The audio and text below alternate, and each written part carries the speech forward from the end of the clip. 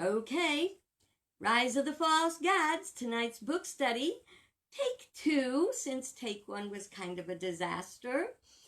No makeup tonight. I just came in from the office and had a little bit of a quandary um, since we have, doggone it, my cat's drinking my doggone water. It's just that kind of day.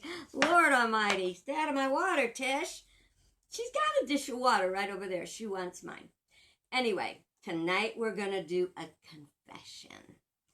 And it's about how principle has worked in my life and how I have made some really big mistakes. In the Bible, someone said that you have to rule of yourself for God. So if something I say, if I can tell you about, some of the mistakes I've made in my life and it can enhance your life, that is my pleasure. Okay. First of all, I'll go back to why I'm late tonight. My sister called me down to the office because they were at home and a camper was coming in late. And when the camper arrived, I saw they had a dog and they were renting a cottage. And we have a strict rule where as much as we love pets, they're not allowed in cottages. Some people have horrible allergies to dogs, along with the fact that if one dog came in and brought fleas, then the next dog that came in would get fleas, and the cottage would have fleas, and it's just the way it is. We have to have these rules to protect everybody. So there I was trying to decide, do I stick to the rules or do I bend them in a full campground when we have lots of people here? So what I did was I tried for a compromise. They had some teenage kids with them. So I offered to let them borrow one of our tents and sleeping bags, and they could have the dog out in the tent. And they chose not to stay, and they were driving all the way back to New York. So my heart is very heavy because I could not please them, and they refused to either have the dog sleep in the car or have the tent.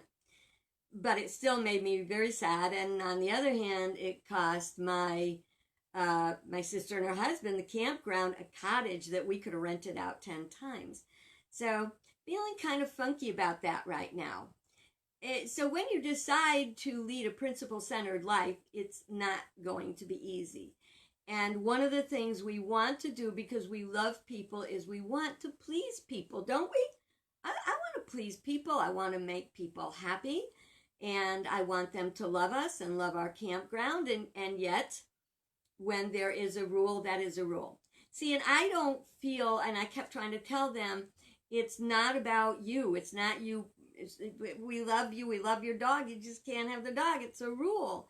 And, the gentleman said, well, when I called, I said, we have a little dog, and, it's very important that, but in 8 years, we've never said it's okay to have a dog in a cottage, so that wouldn't have gone.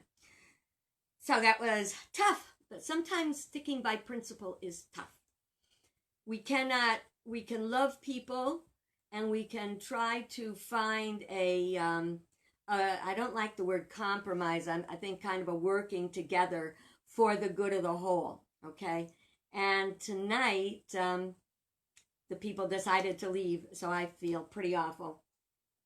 But I have to stick to principle, and I did try to give them every chance that I could that they would be able to stay. So please pray with me that they will be okay. They will have a good night. I even offered them, please stay the night, okay, you can take the dog inside for the night, and, but tomorrow you got to find another plan. And they didn't want to do that. The dog sleeps with them, and I know that would not have flown with my sister. Yes, we sleep with our cats at home. And when I travel, I don't bring them. So is it right? Is it wrong? Some places have animals, and that is fine. We have to learn to live by the rules of where we are. kind of reminds me of when I was traveling to my cousin's for a wedding one day, and we were in the Catholic Church, and it came time for communion.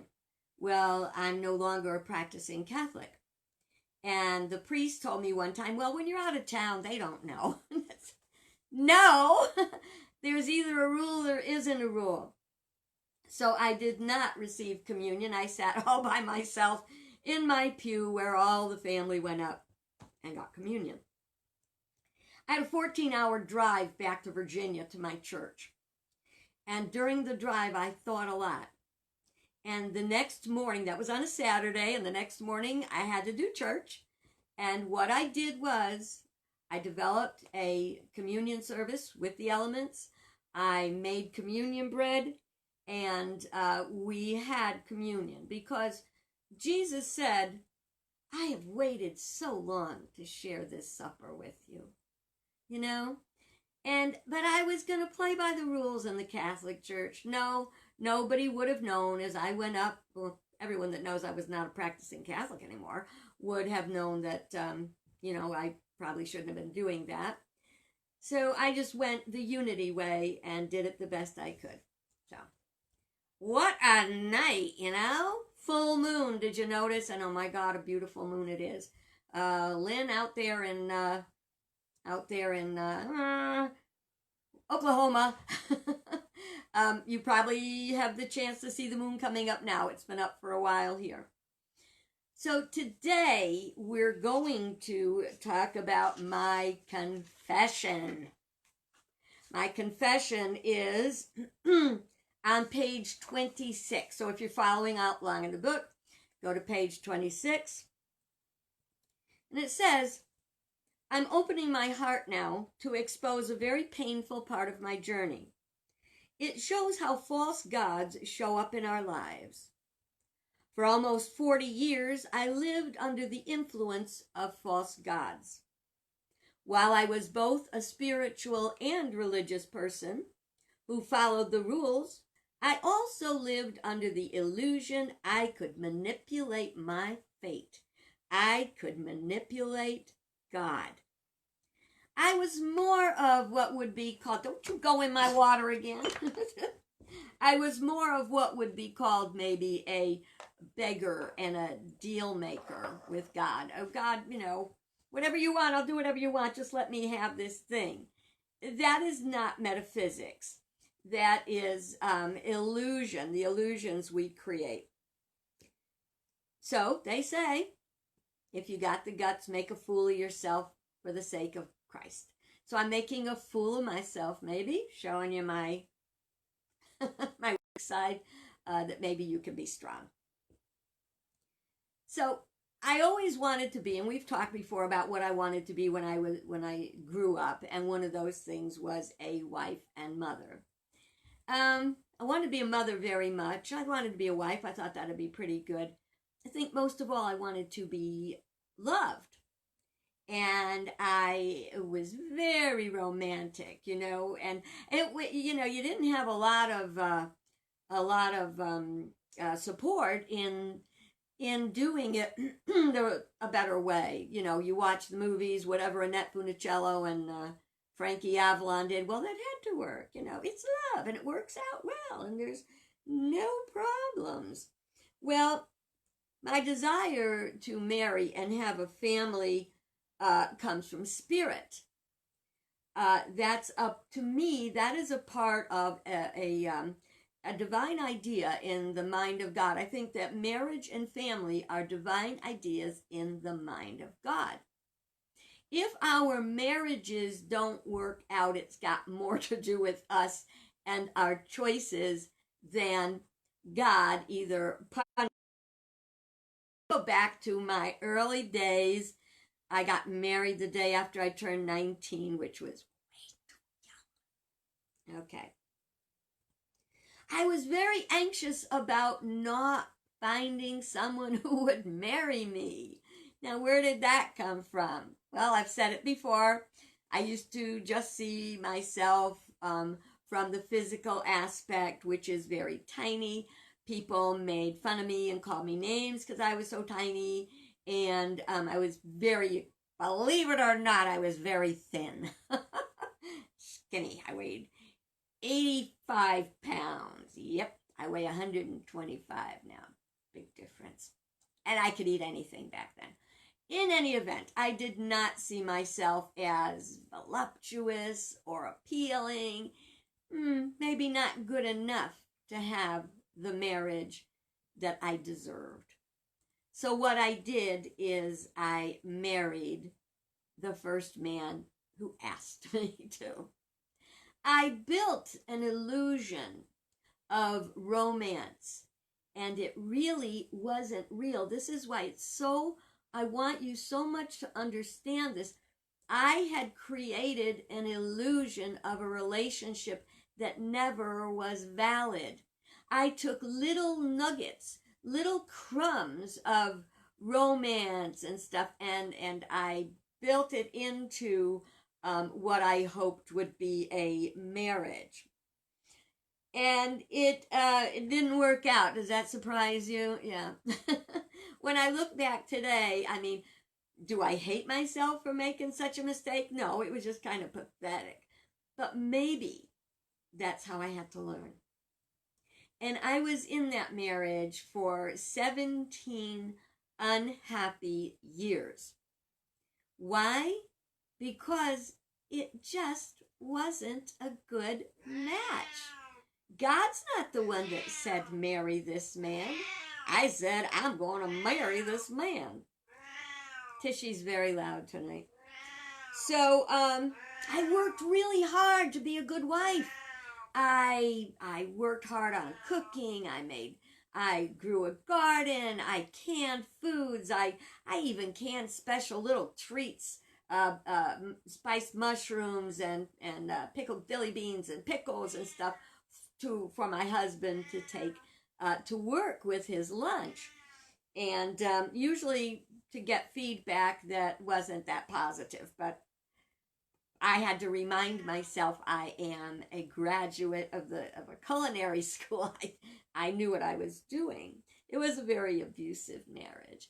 What was happening is all of the negative things, all of my fears and doubts about myself were mirrored back to me by my husband. So this is how you attract things to grow, so you can grow through them.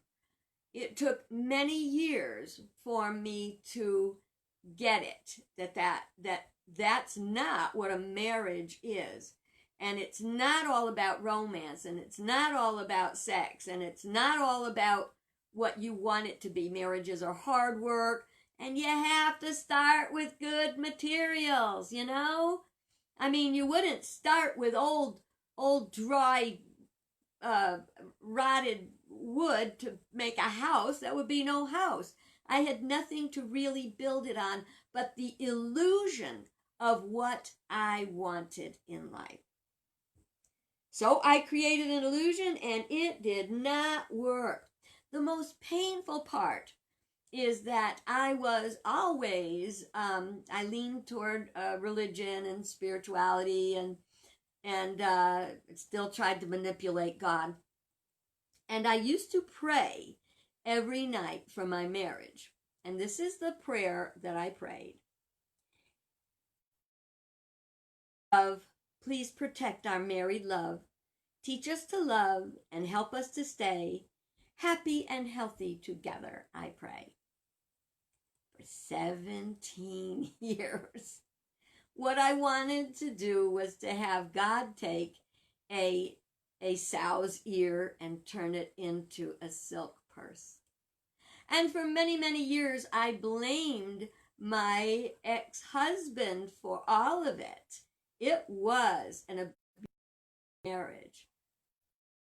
I stayed in it. I stayed in it and brought children into the world through it, who also had with the ordeal of a bad marriage. But I will say this.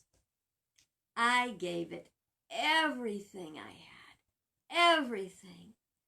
And back in that day when I was still in the Catholic Church, and we would go to face confession.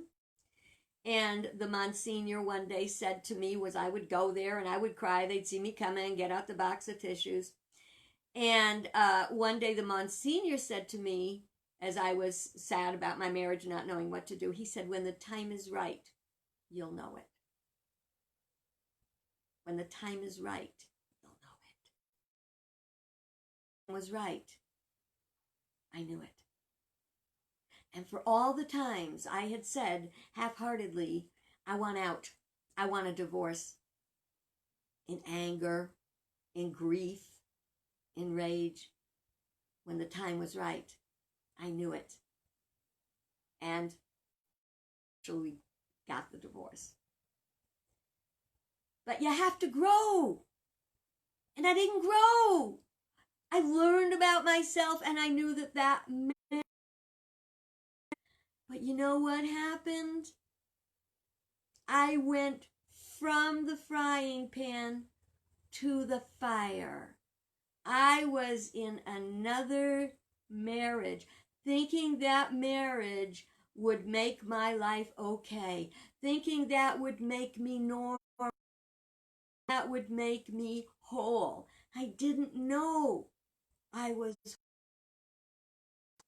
So when that marriage fell apart in 1985, I was so lost, upset, and trying to make my life work, and it wasn't working, and I went to California.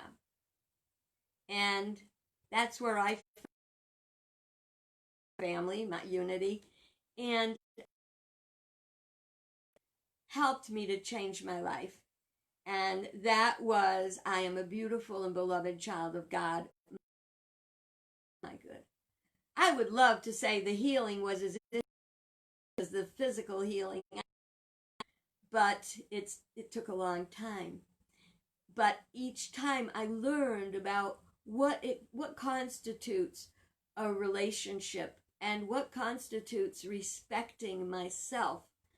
I think a lot of, I'm not a man, so I don't know what men go through, but I do know a lot of women go through the same thing. And I love the funny story that say that men get married to a woman hoping they'll never change, and women get married to men thinking they can change them. Anyway, so I did not have a strong foundation to build the marriage on, or any marriage on. I had to learn first to be strong myself. I had to own my own power. And whatever you're dealing with, your own power is down. After the two horrible marriages, I began to see that this was not God punishing, it was lessons. Remember that story that I told a while ago about the guy who wanted to know the secret of life? And he learned it was about stopping the pain. So I had to learn. The only thing is, I got to tell you, it takes me a long time because I'm stubborn. I know you probably didn't know that about me, but I'm stubborn. So I kept trying to do it my way. You know, I had to learn God's way is better than my way. My way is run by lower consciousness, by the human thought and human emotion, as opposed to intuitive sensing. And I had to know I had a value. And I mean, I never thought I could be perfectly happy by myself alone. And you know what? I've been on my own now for 35 years. I haven't had a date in 35 years. I used to think if I didn't have a date, coming to an end, you know? But it's not true. We want to always look at everything we're doing as cause and effect. One of my favorite movies, He's Just Not. If you haven't seen it, go to Prime. It's on there. And it might even be on Hulu, Netflix, I don't know, but I know it's on Prime. As we tell ourselves, about why the guy doesn't call. Oh, he must have lost my number. Oh, gee whiz, he's probably in strength and blah, blah, blah. The thing is, like the guy said in the movie, honey, he's just not that into you. But just because he's not that into you, it's not a bad thing. When we hear he's not that into you, our human part goes, oh my God, I'm not worthy, I'm ugly, I'm never going to be happy, I'm too skinny, I'm too fat, I'm too stupid, I'm too... Let it go. Because he's not in that into you. So, same thing happens with John, okay? Live. The car you gotta have. It's the same thing. We gotta look for what blesses us. We cannot force God. 17 years I was praying for the wrong marriage. Okay? It's pretty pathetic. But I've grown, and when I think about how much I've grown, if I can even try to inspire you just this much, I will be very happy. God knows, and when I say God, don't get that personal guy in the sky thing, okay? Think about it as spirit, as universal energy. You want to be in harmony with universal energy. And God is everywhere present, which we call transcendent. And God's spirit, universal energy, is immanent. It's within us. Okay? So we have to trust that higher force. Our way is not always the best way. Here's a good news, bad news tidbit, okay? Remember when I just said I was stubborn? I have a very strong mind. And I consider myself smart. I have the ability to figure things out. I can solve puzzles. I can write great stories and books and counsel others and inspire them with preaching. I have great self-discipline. I do belong to Mensa, which is the high IQ society, but that's not the way I see it. It's just something that I like to think. Somebody likes to shoot baskets. Somebody else is an abstract thinker and goes way beyond in physics and quantum physics and stuff that I couldn't even begin to wrap my mind around. So if I say I belong to Mensa, it just means I'm a thinker. It doesn't mean I'm smarter than anybody or anything else. We're all, it's all relative, okay? So if I was that smart, how could I make all those mistakes? And how could I 30 years, 40 years, how could I do that? See, I have a very strong mind, and that's a bad thing in itself. Okay? To have a strong mind can make you very stubborn and having to have it your way. And because of that, you will bang into walls every single day because your intelligence is not getting you anywhere. On the other side, a strong mind helps you overcome those tendencies. So we have to look at the fact that our strong mind has to deterrent if we let stubborn and or it's a huge blessing because we can use that strong mind against our lower nature.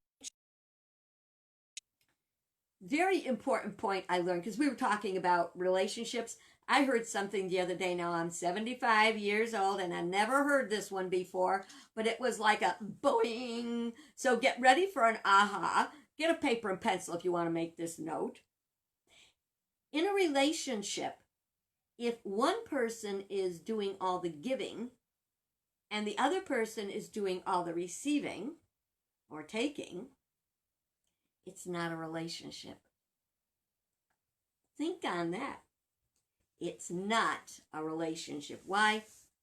Relationships are giving and receiving. We want to be inspired by our higher self, by our higher things that are good, by principle and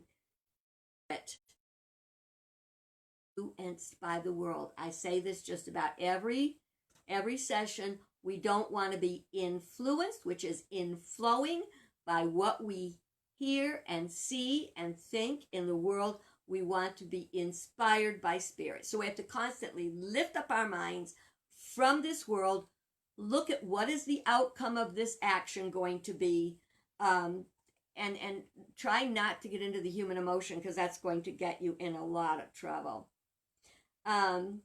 Here's a thing that I would like you to write down, or if you're looking at the book, it's at the top of page 28, second paragraph. Okay, listen. Okay, you listening? Okay. My mind is one with the all-knowing mind of God. I think clearly and I make right decisions. My mind is one with the all-knowing mind of God. I think clearly and I make good decisions. I think that's great. I invite you to say the words, to feel the words. So since we're talking about influence and inspiration, I'm going to leave you with that thought that tomorrow we're going to look at, are you under the influence? The influence of false gods? Oh, guess what? Won't be till Tuesday. Won't be till Tuesday because this is a holiday weekend and I'm going to be very busy at the campground for tomorrow and the next day, and Monday I'll be recovering. So I will see you Tuesday with, are you under the influence? Have a great night. Thanks for being with me. I love you. I bless you. I appreciate you. And I behold the divinity in you. God bless.